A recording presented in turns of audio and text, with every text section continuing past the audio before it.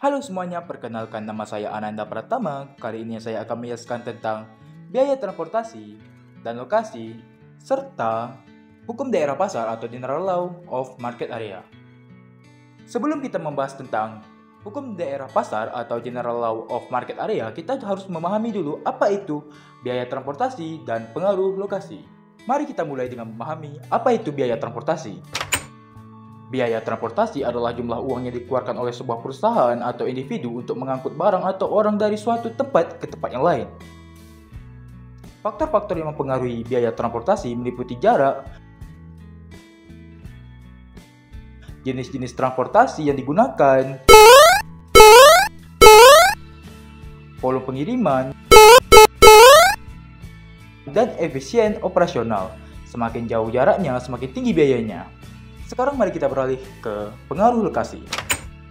Lokasi adalah faktor kunci dalam bisnis. Lokasi yang tepat dapat memiliki dampak signifikan pada keberhasilan suatu bisnis. Sebagai contoh, sebuah restoran yang terletak di pusat kota mungkin akan memiliki lebih banyak pelanggan potensial daripada restoran yang berada di pinggiran kota. Ini karena aksesibilitas dan jumlah penduduk di sekitar lokasi tersebut.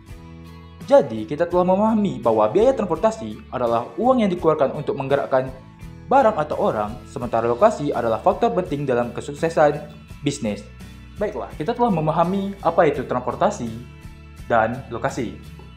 Selanjutnya, aku akan menjelaskan kepada kalian apa itu hukum daerah pasar atau General Law of Market Area.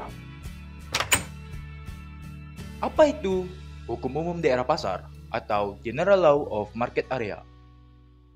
Hukum umum daerah pasar atau General Law of Market Area adalah konsep yang mengatur dan melindungi kegiatan perdagangan di suatu wilayah tertentu.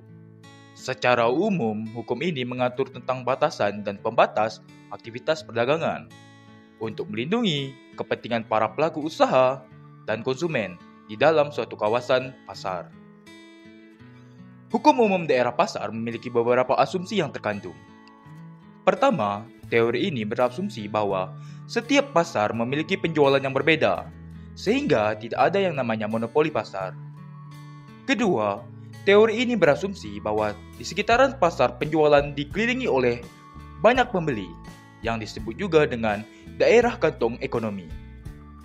General Law of Market Area memiliki beberapa prinsip dasar, salah satunya ialah penetapan batasan wilayah.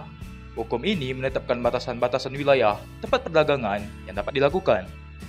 Hal ini dilakukan untuk menghindari terjadinya persaingan yang tidak sehat dan menjaga stabilitas pasar.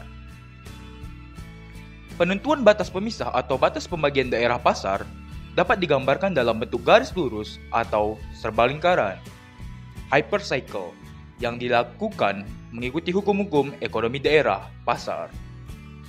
Yang menjadi pertanyaan sekarang adalah bentuk atau model dari besaran atau size dari daerah pasar penjualan. Terdapat 3 model daerah pasar penjualan. Pada model pertama ini, biaya produksi dan biaya transportasi sama, sehingga besaran daerah pasar mereka sama. Pada model kedua ini, biaya produksi dan biaya transportasi berbeda.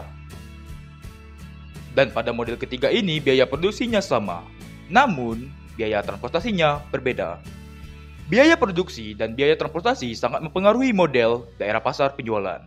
Ilustrasi isotim yang berbentuk lingkaran konsentris sebelumnya menunjukkan bahwa semakin jauh jarak dari pusat, berarti biaya transportasi semakin tinggi.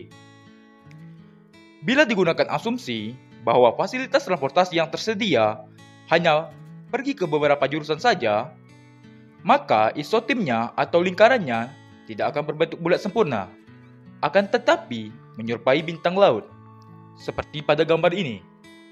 Tujuan dari General Law of Market Area adalah untuk menciptakan iklim perdagangan yang sehat, adil, dan berkelanjutan di suatu wilayah pasar.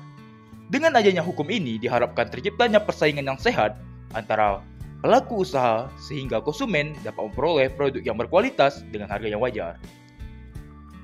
Terima kasih telah menonton video ini sampai selesai, dan sampai jumpa lain hari. See ya!